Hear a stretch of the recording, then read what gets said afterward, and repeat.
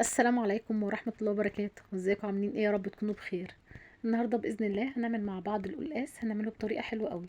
هنعمل مع بعض القلقاس باللسان البقري، طريقة حلوة قوي، سهلة وبسيطة، طعم وريحة في منتهى الجمال. تابعوا معايا الفيديو بإذن الله، وصفة النهاردة تعجبكم وتجربوها. يلا نسمي الله ونصلي على النبي صلى الله عليه وسلم. بسم الله. معايا الوصفة النهاردة زي ما احنا شايفين كده، لسان بقري او لسان جاموسي. ممكن نستبدل اللسان باللحمة البقري او اللحمة الجاموسي حسب ما نحب. اللسان بقى بناخده كده نشطفه تحت المية شطفة حلوة كده، بعد كده بننزل في المية المغلية، ننزل باللسان في قلب المية اللي بتغلي، ونسيبه يغلي لمدة نص ساعة بدون اي اضافة ولا ملح ولا اي بهارات. بعد كده بعد النص ساعة بناخده كده وهو سخن قبل ما يبرد، نبدأ ان احنا نقشره كده زي ما احنا شايفين بالشكل ده، او نشفيه او نسلخه زي ما احنا شايفين بنفس الطريقة دي كده.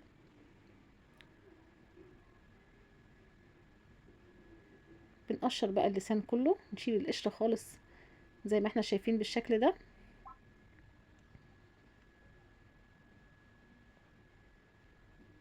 احنا هنا مش بنسويه ببهارات ولا بصل ولا اي حاجة، يا دوب بس كده بنحطه في المية السخنة عشان نقدر ان احنا نشيل الجلد بتاعه. بعد كده بقى بعد ما خلصنا تقشيره بنبدأ ان احنا نقطعه. طبعا كده هو لسه مستواش خالص. نيجي بقى في حلة سخنة على النار، بننزل بمعلقة كبيرة من السمنة. بعد كده بننزل باللسان في قلب السمنة كده ونديله تشويحة بسيطة على كل الجوانب كده، بس يا دوب ياخد لون. نديله رشة من الفلفل الاسود، بننزل عليه بطماطمتين مبشورين تقريبا كده بسيطة. بعد كده بننزل باتنين بصلة وثلاث فصوص من الثوم الصحيح. ننزل كمان بحبهان نكون ضاغطين عليه كده بس عشان نطلع ريحته، 4 أو 5 وحدات. معايا كمان 4 أو 5 ورقات من اللورة. معايا مكعب من مرقة الدجاج. بنبدأ بقى نملح كده، معلقة من الملح، معلقة كبيرة، ورشة كمان صغيرة من الفلفل الأسود. بعد كده بقى بنكون محضرين حلة مية بتغلي على النار، بنضيفها على اللسان ونسيبه بقى يستوي كده مع نفسه 3/4 سوا، يعني حوالي ساعة.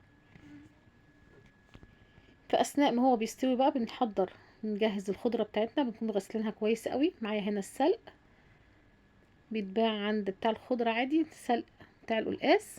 ومعايا كمان حزمتين من الكزبرة، يعني معايا حزمتين من السلق وحزمتين من الكزبرة الخضراء.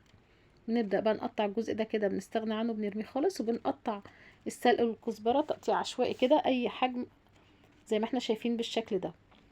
بناخد بقى الخضرة كلها، القلقاس والكزبرة، بنحطها في الخلاط، وبنضيف للكزبرة والسلق كوبايتين من المية وبنضربهم كويس زي ما احنا شايفين بالشكل ده.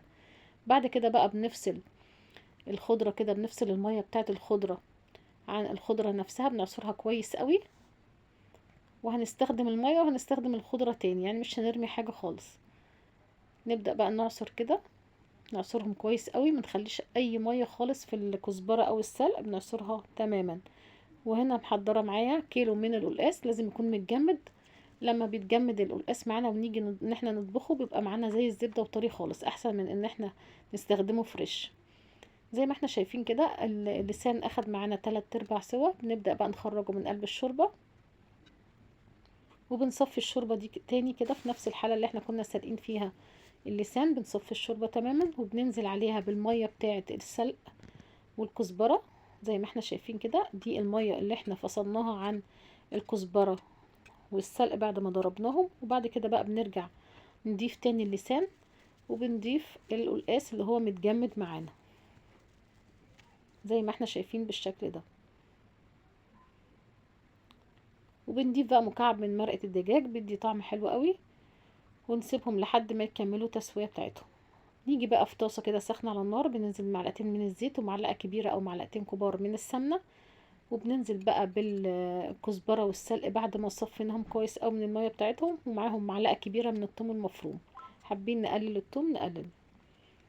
زي ما احنا شايفين كده بقى نبدأ ان احنا نحمرهم كويس قوي لحد ما يتحمصوا معانا ويعملوا صوت خالص ان هم ايه اتحمصوا او اتحمروا. زي ما احنا شايفين كده نستمر في التحميص او التحمير. دي الطشة بتاعت القلقاس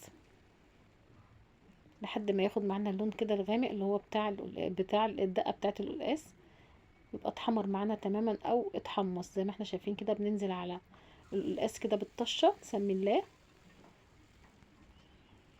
ونسيب بقى القلقاس يكمل تسوية مع اللسان، ياخد راحته خالص. بنضغط عليه كده نشوفه استوى ولا لا، وبنضغط على اللسان نشوفه استوى ولا لا. وده شكله بعد ما استوى. عايزه اقول لكم الريحه والطعم في منتهى الجمال. زي ما احنا شايفين كده معايا اللسان مستوي جدا، والقلقاس طري زي الزبده، واللسان في منتهى الجمال، طعمه في منتهى الجمال. وكده تكون خلصت وصفة النهاردة. بتمنى يا رب وصفة النهاردة تكون عجبتكم تجربوها. ما تنسوش بقى فضلا لايك للفيديو، لو مش مشتركين في القناة شرفوني باشتراككم في القناة، وفعلوا زر الجرس على كلمة الكل عشان يوصلكوا كل جديد. بشكركم جدا. السلام عليكم.